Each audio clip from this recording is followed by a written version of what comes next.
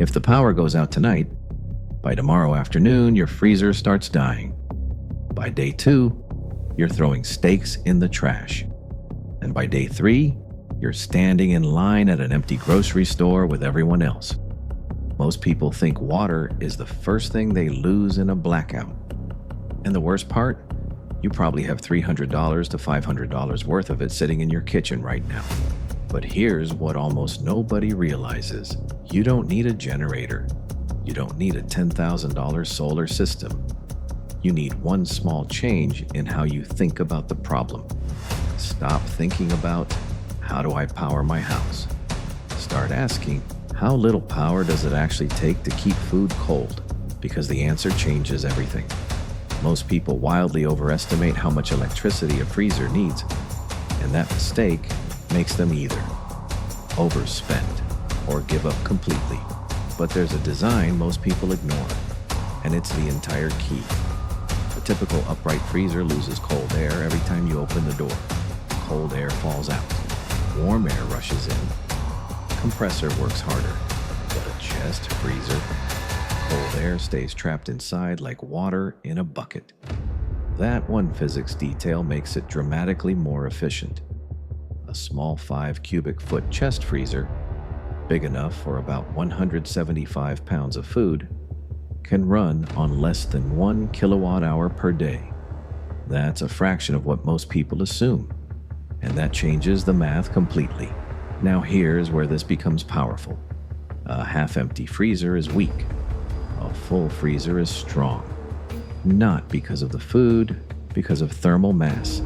Fill the empty space with frozen water bottles, gallon jugs, soda bottles, anything sealed. That ice becomes a thermal battery. When the power goes out, a full chest freezer can stay safely frozen for 2 to 3 days without any electricity at all. Throw a couple of blankets over the lid.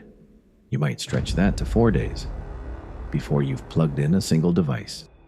Now, let's extend that from days to weeks. You pair the chest freezer with a small portable power station and a folding solar panel, not to power your house, just to power one extremely efficient freezer.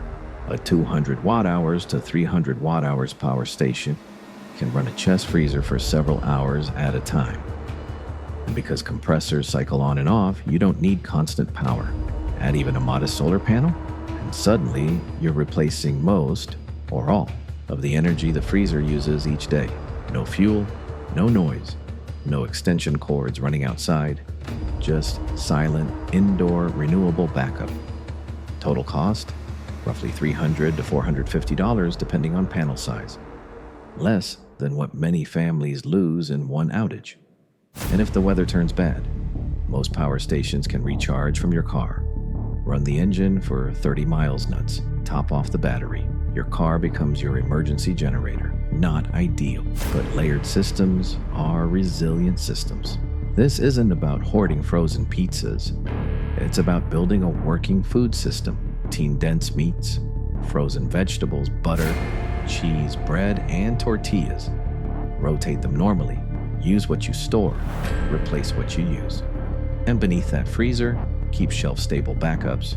Rice, beans, oats, canned goods. That's your second layer. Preparedness isn't one big expensive purchase. It's overlapping layers. Here's something almost nobody does. Test it. Unplug the freezer for 24 hours. Check the temperature. Plug in the power station. See how it handles the surge. You want data when life is calm, not during a storm. Imagine this. Ice storm. Neighborhood goes dark. Day 2, people start throwing food away. Day 3, grocery store is empty. But your freezer, still solid, still cold, still quiet. And instead of panic, you feel calm. That psychological shift alone is worth the setup. You don't need a bunker. You don't need a warehouse of supplies. You need one efficient freezer, some frozen water, and a small, smart backup plan. Start simple.